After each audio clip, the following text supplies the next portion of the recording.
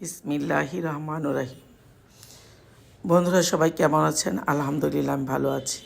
এখন রমজান মাস চলছে, তো আমরা সবাই জানি আল্লাহর রহমতের মাস। এখন আল্লাহর কাছে আমরা কে কীভাবে বেশি সওয়াবের আশায় কি করব সেটা আমরা সবাই জানি। আল্লাহর রহমতে সেই চেষ্টাই করব।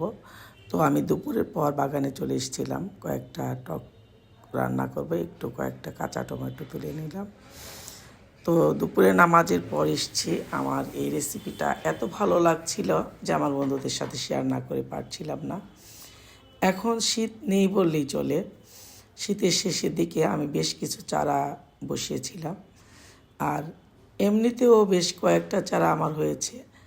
যেমন আমি ছাদে সারের হিসাবে যখন গাছের গোড়ায় ময়লা খোসা টোসাগুলো দিই, সবজির খোসা ময়লা টয়লা দিই, তখন সেখান থেকেও বেশ কিছু চারা হয়।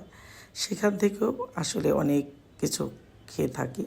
যেমন সেই দিন আমি একটা ভিডিওতে দেখিয়েছিলাম আমার অনেক মোটা অনেক সুন্দর লকলকে একটা ডাঁটা হয়েছিল, সেটা দিয়ে আমি রেসিপি করেছি, আমার বন্ধুদের সাথে শেয়ার করেছিলাম।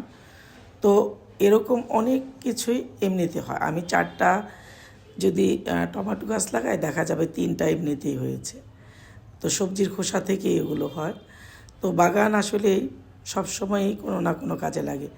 2-4টা তেজপাতা লাগবে, রান্নার সময় দৌড়ে চলে যায় বাগানে, তো সেখান থেকে হয়ে যায়। 2-4টা মরিচ লাগবে, চলে যায় বাগানে। আসলে বাজার পর্যন্ত যেতে হয় না। আমাদের অনেক বাজারের অনেক সাশ্রয়ী হয়, অনেক চাহিদা মিটে আমাদের সংসারে এই বাগান থেকে। ছাদ বাগান বলেন আর আমাদের আঙিনা বাগান বলেন, বাগানে গাছ হলে সেই গাছ থেকে আমরা অনেক সহযোগিতা হয় সংসারে।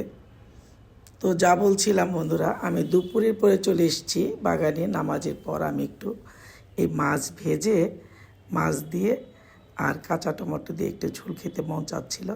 আর সেদিন আমি একটা ভিডিওতে বলেওছিলাম যে কাঁচা টমেটো দিয়ে যখন রেসিপি করব আমার বন্ধুদের সাথে শেয়ার করব। তো তাই আজকে একটু ক্যামেরাবন্দি করে নিলাম। যখন ভয়েস দিচ্ছিলাম তখন বিকালবেলা ঠিক আসরের পরে।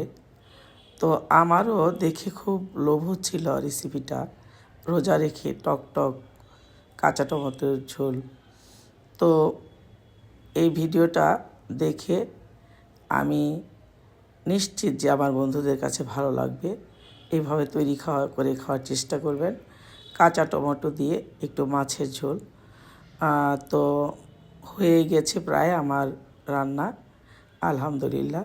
তো বন্ধুরা সবাই সব সময় সাথে থাকবেন, পাশে থাকবেন, আমি আশা করি। সবাইকে সালাম, আসসালামু আলাইকুম।